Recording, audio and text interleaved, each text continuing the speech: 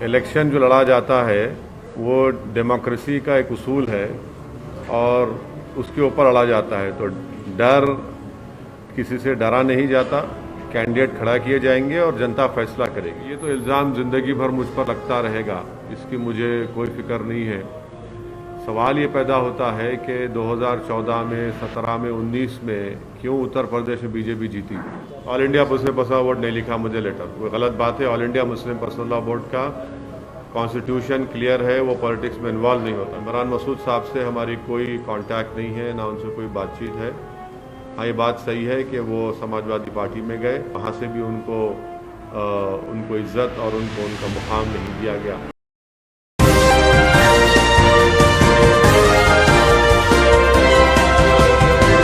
पहले तो मीडिया के ज़रिए ये बात फैलाई गई थी कि वो अयोध्या से लड़ेंगे, फिर अचानक ये मालूम हुआ कि वो गोरखपुर से लड़ेंगे। तो मुझे उम्मीद है कि गोरखपुर के जनता, जिस तरह कोविड के सेकेंड वेव में योगी सरकार बिल्कुल गायब नज़र आई थी और उत्तर प्रदेश की जनता को उनके हाल पर छोड़ दिया था, जिस तरीके से गंगा के पानी के ऊपर हज़ारों लाखों लोगों की लाशें तीर रही थी, वैसे ही गोरखपुर में राप्ती नदी में कई लाशें बह रही थी। तो मुझे उम्मीद है कि गोरखपुर की जनता राप्ती नदी में जो गरीब आवाम की बेबसी और लाचारी और उनकी मौत और उनके भाई बहन बेटे की लाशें जो बह रही थी, वो उसको याद रखेंगी और एक अच्छा फैसला लेंगी योगी आदित्यनाथ के खिलाफ।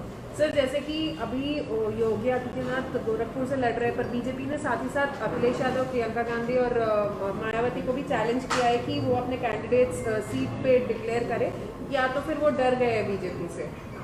इलेक्शन जो लड़ा जाता है वो डेमोक्रेसी का एक उसूल है और उसके ऊपर लड़ा जाता है। तो डर किसी से डरा नहीं जाता, कैंडिडेट खड़ा किए जाएंगे और जनता फैसला करेगी। सर, आपकी तैयारी कैसी है अपने 9 कैंडिडेट की? हाँ, हमारे पार्टी प्रेसिडेंट ने इस बात का ऐलान किया है कि हम लोग उत्तर प्रदेश के विधानसभा में 100 विधानसभा की सीट पर लड़ने की तैयारी कर रहे हैं और पहली लिस्ट हमने फर्स्ट फेज़ की जारी की है और भी कैंडिडेट्स दूसरे फेज़ के और दूसरे जितने फेज़ हैं उसके जारी किए जाएंगे और हम लोग पूरी तैयारी कर रहे हैं, पूरी तैयारी के साथ इस चुनाव में मुकाबला कर रहे हैं। और जाहिर है कि इलेक्शन कमीशन के गाइडलाइंस को फॉलो करते हुए, क्योंकि फिज़िकल रैलीज़ अलाउ नहीं कर रहे हैं, तो हम लोग वर्चुअल रैलीज़ भी करेंगे और जो भी मॉडर्न टेक्नोलॉजी के जो टूल्स हमारे पास हैं उसको इस्तेमाल करेंगे इलेक्शन कमीशन के रूल्स और गाइडलाइंस को देखते हुए। सर, आपकी रैलियों में काफ़ी तादाद में भीड़ इकट्ठा होती है। ये भी कहा जाता है कि आपकी रैलियों में भीड़ लाई नहीं जाती, खुद इकट्ठा होती है और आपको यूपी में रिस्पॉन्स भी मिलता है। ऐसी स्थिति में जब इस तरह के रिस्ट्रिक्शंस लगे हैं, तो आपको नहीं लगता कि आपको नुकसान होगा जो आप फिजिकल रैलियाँ नहीं कर रहे हैं? नहीं, तो देखिए, हम अकेले तो नहीं है। हर पॉलिटिकल पार्टी को इलेक्शन कमीशन ने कह दिया कि फिजिकल रैलीज अलाउ नहीं करेंगे। तो जब किसी को अलाउ नहीं कर रहे हैं तो फिर उसका दूसरा तरीका ये है कि वर्चुअल रैली करें, सोशल मीडिया पे और डिजिटल मीडिया पे अपने प्रेजेंस को बढ़ाएं और वो कोशिश करेंगे। और इलेक्शन कमीशन ने और भी सहूलत दी है कि अगर एक हॉल होगा उसमें 50% कैपेसिटी पर आप वहाँ पर मीटिंग कर सकते, तो वो भी हम लोग देखेंगे। हम अकेले पार्टी तो नहीं है इसमें, सब पार्टीज हैं उसमें, तो जाहिर है सबको इस बात की तकलीफ़ है कि फ़िज़िकल रैलीज नहीं हो रहे हैं। मगर अब जो भी है, अब हमको उसको इस्तेमाल करके आगे बढ़ना है, अपने पैगाम को पहुँचाना है। और मुझे यकीन है कि जो हमने पिछले 4-5 महीने में मैंने करीब 60 के करीब सभाएँ की है, उसका भी अच्छा असर होगा। पर सर, क्या कोविड की वजह से रिजल्ट्स पे इम्पैक्ट पड़ेगा? अब ये बताना मुश्किल है कि किस तरीके से कोविड फैलेगा, क्या होगा।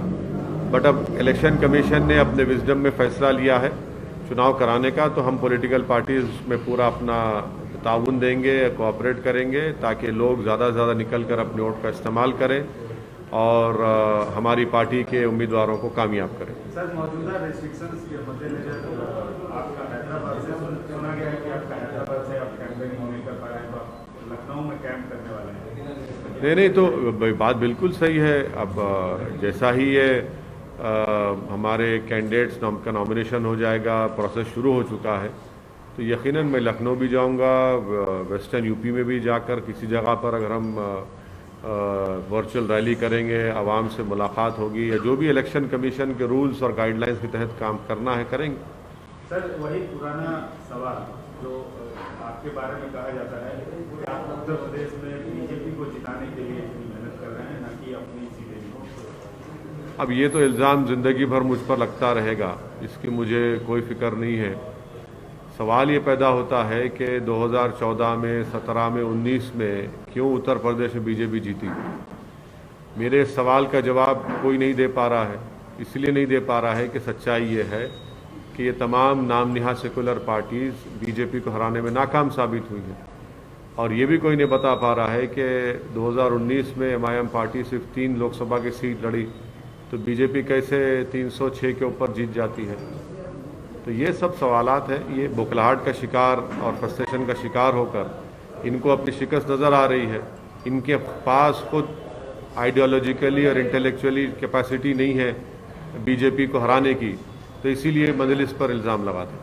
सर एक सीनियर जर्नलिस्ट ने आर्टिकल लिखा है कि आप थोड़ा यूपी इलेक्शन नजदीक आया, थोड़ा स्लो हो गए, आप उतने तेवर, उतना आक्रामकता नहीं रह गई। नहीं तो उनको अपनी राय का हक हासिल है। वो सीनियर कितने हैं, जूनियर कितने, मुझे उससे परवाह नहीं है। लोग लिखते रहते हैं, अब उनको खुशी हो रही है या पेट में दर्द हो रहा है मेरे को नहीं मालूम, और हम तो अपना काम कर रहे हैं और करते रहेंगे। सर इमरान मसूद जो कांग्रेस छोड़ के SP की तरफ गए पर उनको वहाँ पे भी टिकट नहीं मिली, तो क्या MIM उनसे बातचीत कर रहे हैं इमरान मसूद से? नहीं, इमरान मसूद साहब से हमारी कोई कांटेक्ट नहीं है, ना उनसे कोई बातचीत है। हाँ, ये बात सही है कि वो समाजवादी पार्टी में गए और उसके बाद जो मीडिया की इत्तलात हैं कि वहाँ से भी उनको इज्जत और उनका मुकाम नहीं दिया गया। सर अभी आपने 9 कैंडिडेट्स ही रिलीज किए हैं और 100 के करीब कैंडिडेट्स हैं, तो क्या एक साइंटिफिक अप्रोच आप देख रहे हैं जो भी कैंडिडेट सेलेक्ट कर रहे हैं, जिस प्रकार के कैंडिडेट्स होने चाहिए, क्योंकि विनिंग हॉर्सेस पर ज़्यादा ध्यान दिया जाता है, तो आपके स्ट्रैटेजी कैंडिडेट सेलेक्ट करने में क्या है? देखिए, कैंडिडेट के सिलेक्शन में कोई साइंटिफिक अप्रोच ज़रा स्ट्रांग वर्ड हो जाता है पॉलिटिक्स में, पर यह है कि ज़ाहिर है हमारे पार्टी से लोग काम करते आए हैं, जो वाबस्ता रहे हैं और जो अच्छा मुकाबला कर सकेंगे, जो जीत सकेंगे। और उसमें बहुत से हर असम्बली कॉन्स्टिट्यूंसीज में मुख्तलिफ कंसिडरेशन होते हैं, उन तमाम को सामने रख कर ही एक फ़ैसला हमारी पार्टी के ज़िम्मेदारों ने लिया है और अच्छा फैसला लिया है। Sir all India Muslim personal law board ने आपको लेटर लिखा sir? All India Muslim personal law board ने लिखा मुझे लेटर, वो गलत बात है। All India Muslim personal law board का कॉन्स्टिट्यूशन क्लियर है, वो पॉलिटिक्स में इन्वॉल्व नहीं होता। तो आपको ये बात समझने की ज़रूरत है, कई मरतबा हम ये कह चुके हैं कि पर्सनल लॉ बोर्ड सियासत से, अमली सियासत से उसका कोई ताल्लुक़ नहीं है, ना वो उनका पोजीशन है। सर कांग्रेस चीफ पंजाब के कांग्रेस चीफ पूरे मतलब non rule BJP states governments minister से मुलाकात कर रहे हैं एलॉन मस्क के जो कंपनी सेटअप के ट्वीट के ऊपर, और पहला इनिशिएटिव यहीं से लिया गया, KTR ने किया था। आप इस पर क्या? मैं वेलकम करता हूं जनाब KT रामाराव साहब ने जो टेस्ला कंपनी को दावत दी तेलंगाना में आने की, यहाँ पर उन्होंने फैक्ट्री खोलने की, और स्टेट गवर्नमेंट ने ये कहा है कि वो हर तरह से सहूलतें देंगी, हर तरह से उनको मदद करेगी ताकि टेस्ला की फैक्ट्री भारत में तेलंगाना में शुरू हो। मैं वेलकम करता हूं KTR के स्टेटमेंट का। उम्मीद करते हैं कि टेस्ला अगर भारत में अपनी फैक्ट्री को कायम करेगा तो तेलंगाना एक प्रोग्रेसिव स्टेट है जहां पर सबसे बड़ा एक इन्वेस्टमेंट डेस्टिनेशन बना हुआ है और इंफ्रास्ट्रक्चर और हर एतबार से बेहतरीन जगह है। उम्मीद करते हैं कि जो उन्होंने वेलकम किया है वो एक हकीकी रूप अख्तियार करे तेलंगाना में टेस्ला आकर। सर उनका डिमांड्स डिफरेंट है और ये स्टेट्स मिलकर पॉलिटिक्स करना नहीं हो सेंटर के खिलाफ, तो जो भी डिसीजन लिया जाए मिलजुल के। सिर्फ नॉन बीजेपी रूल स्टेट्स ही उनको इनवाइट कर रहे हैं। तो बीजेपी रूल स्टेट्स भी इनवाइट करिए, कौन रोक रहा है उनको? कौन रोक रहा है भाई? टेस्ला आना चाहिए ना इंडिया में, क्यों नहीं? बुरी बात क्या है आने में? क्या सिर्फ चीन से इंपोर्ट बढ़ते रहेगा क्या भारत का? इतना ट्रेड डेफिसिट पैदा हो चुका है कि हिस्टोरिकली हिस्टोरिक हो गया है, तो सबसे ज़्यादा इंपोर्ट चीन से हो रहा है। तो क्यों नहीं टेस्ला आने में क्या है, जब गवर्नमेंट बोल रही है कि इलेक्ट्रिक व्हीकल्स की प्रमोट करेंगे, पॉलिसी बनाए हैं, तो यकीनन कोशिश करनी चाहिए।